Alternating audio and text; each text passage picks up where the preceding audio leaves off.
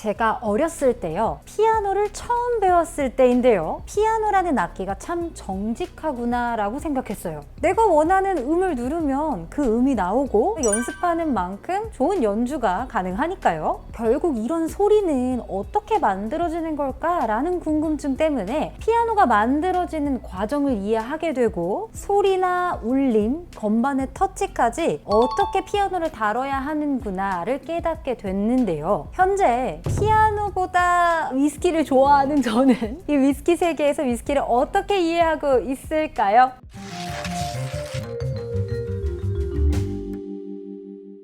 안녕하세요. 위스키 치는 여자입니다. 최근에요, 세계적으로 굉장히 권위 있는 음악 콩쿠르죠. 미국의 반 클라이번 콩쿠르에서 한국인이 최연소 우승을 차지하는 일이 있었죠. 바로 피아니스트 임윤찬 님의 이야기입니다. 피아노를 좀 아시고 그 곡에 대해서 잘 아시는 분들이라면, 와, 이 친구가 얼마나 이 피아노에 대한 공부와 곡에 대한 해석을 정말 열심히 어떻게 진행했구나 라는 게 눈에 보이기 때문에 더더욱 감동을 받을 수밖에 없는 그런 영상을 보셨을 텐데요. 이렇게 위스키 세계에서도요, 누가 어떻게 연주하느냐가 아니라 누가 어떻게 블렌딩을 하고 디스틸을 하느냐에 따라서 굉장히 다양한 위스키의 맛들이 존재하게 되죠. 이 같은 재료를 가지고도 다른 맛들을 뽑아낼 수 있는 이 능력은요, 위스키가 만들어지는 과정을 제대로 이해하지 않고서는 만들 수 없는 일들입니다. 똑같이 위스키를 마시는 위스키 소비자분들도요,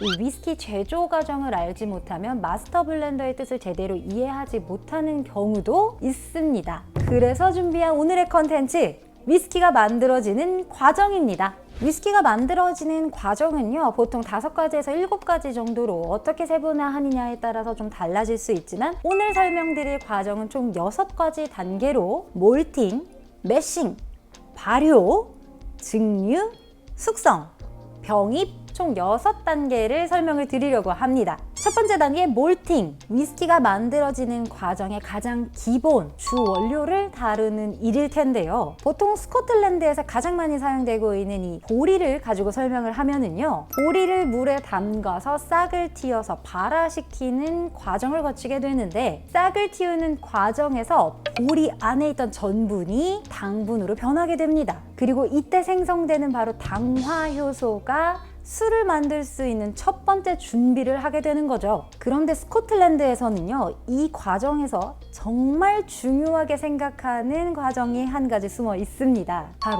피트 위스키 제조 과정인데요. 이 피트 위스키가 만들어지는 중요한 역할이 바로 첫 번째 단계인 몰팅 작업에서 이루어집니다. 발화 단계를 끝낸 보리는요, 오랜 시간 건조를 하게 되는 단계를 거치는데, 이때 석탄이나 다른 연료를 사용하지 않고 스코틀랜드에 많이 분포되어 있는 2탄, 즉 피트를 사용해가지고 건조를 시키게 되면 이 곡물에 특유의 피트 향이 입혀지게 됩니다. 그리고 이 피트 향을 입히는 건조 시간이 늘어나면 늘어날수록 피트의 노출이 굉장히 많이 되겠죠. 그만큼 피트 위스키의 정도와 풍미도 달라지게 됩니다. 예전에는 이 피트 위스키던 그냥 논피트 위스키이던 이 몰팅 작업을 플로우 몰팅이라고 해서 곡물을 넓게 펼칠 수 있는 이 넓은 공간에서 사람이 일일이 곡물을 뒤집어주면서 건조를 하는 경우가 굉장히 많았는데, 그 넓은 공간에 펼쳐져 있는 곡물을 사람이 일일이 뒤집는다, 말만 들어도 힘들죠. 그래서 요즘에는 이 시간과 효율성을 높이기 위해서 셀러딘 박스 또는 드럼 몰팅이라는 효율적인 그런 기계를 사용해 가지고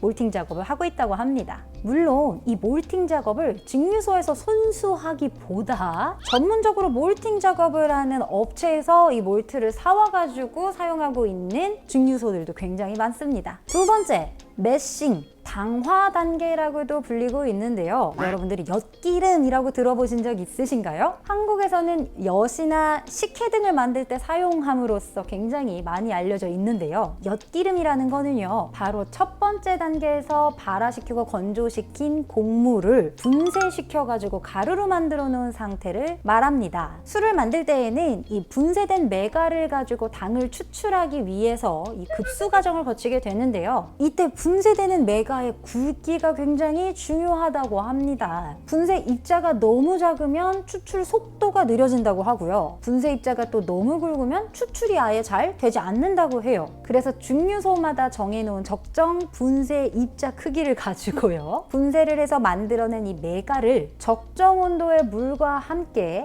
매쉬턴이라는 곳에서 메가즙을 만들어냅니다. 보통 이런 급수 과정을 거쳐서 만들어지는 이 메가즙의 양을 보고 앞으로 만들어질 위스키의 양을 추측할 수 있다고 해요. 세 번째, 발효. 많은 증류소들에서는요, 이 위스키를 만드는 과정 중에서 맛에 대한 중요 단계로 이 발효 단계를 가장 먼저 이야기하는 증류소가 많습니다. 발효 단계는요, 앞서 만들어진 메가즙을 워시백이라는 공간으로 이동해서 발효 과정을 거치게 되는데요. 예전에는 이 워시백을 나무로 만들어서 사용하는 곳이 많았지만 요즘에는 스테인리스로 이 워시백을 만드는 곳도 늘어나고 있습니다. 나무와 알코올의 상호작용으로 훨씬 더 풍부한 풍미를 만들어낼 수 있다라고 생각하는 사람들이 있는 반면에 그것에 대한 과학적 근거가 분명하지 않다라는 이유 때문에 오히려 위생과 내구성 문제 등으로 스테인리스가 훨씬 뛰어나다라고 주장하는 곳들도 있습니다. 그래서인지 지금 한국에 있는 김창수 위스키 증류소 같은 곳에서는 이 스테인리스와 나무 워시백을 둘 다 사용하고 있죠. 이 워시백에요, 메가즙과 효모를 같이 넣어주게 되는데 이 과정에서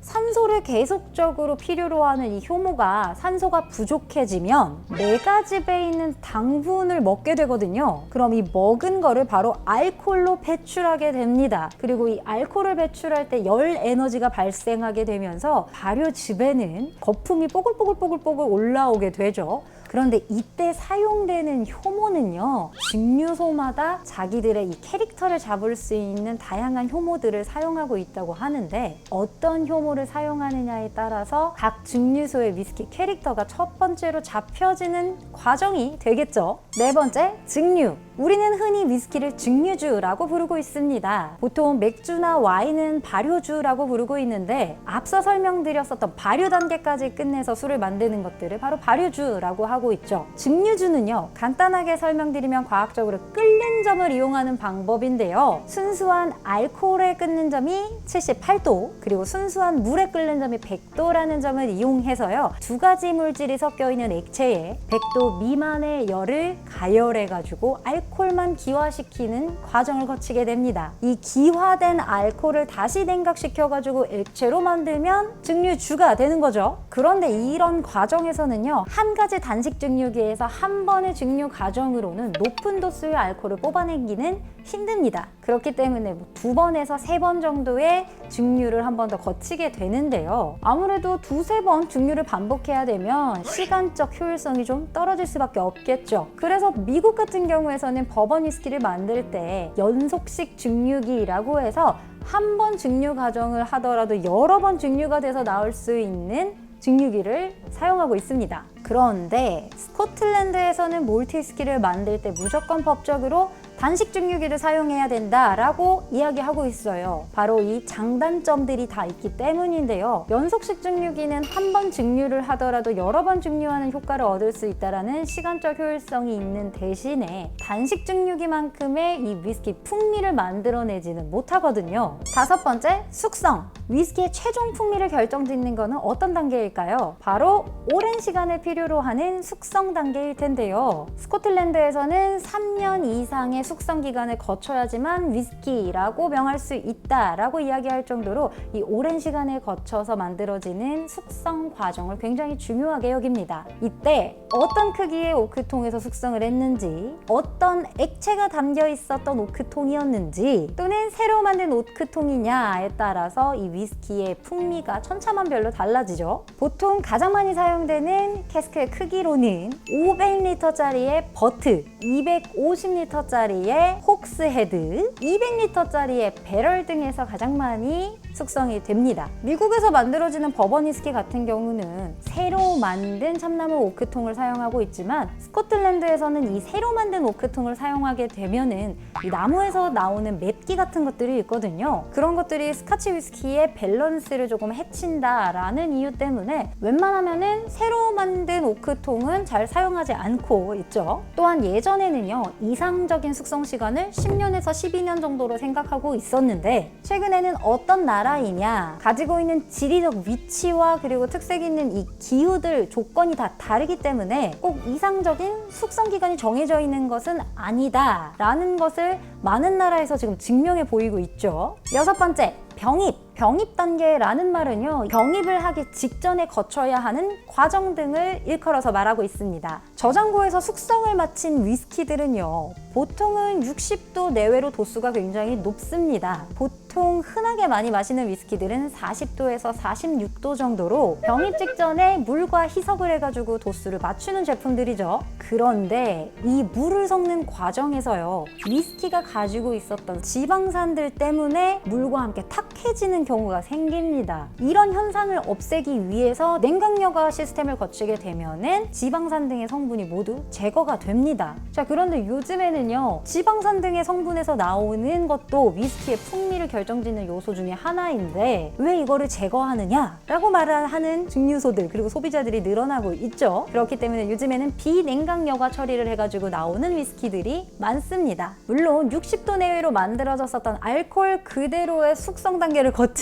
이 위스키들을 그대로 병입하는 경우들도 있죠. 이거를 바로 캐스크 스트렝스, 줄여서는 CS 제품이라고 하고 있는데, 캐스크 스트렝스에 대해서는 제가 지난번에 다룬 적이 있기 때문에 이 컨텐츠를 참고해 주시면 더 좋을 것 같습니다. 위스키를 사랑해주는 많은 분들 중에는 특히 예술인들도 많이 포함이 되어 있는데요. 위스키가 만들어지는 과정을 음악 등의 예술 작품이 만들어지는 과정과 비교하면서 영감을 얻고 느끼는 분들이 많기 때문이죠. 오늘 위스키가 만들어지는 과정을 알고 이해하면서 내가 좋아하는 이 위스키라는 작품에 대해서 앞으로 어떻게 느끼고 어떻게 알아가야 할지 한 번 더 생각해보고 마시면 더 좋지 않을까요? 물론 맛있는 위스키 앞에서 생각이라는 걸 잃게 돼서 좀 문제긴 해요. 자, 오늘의 컨텐츠 여기까지입니다. 감사합니다.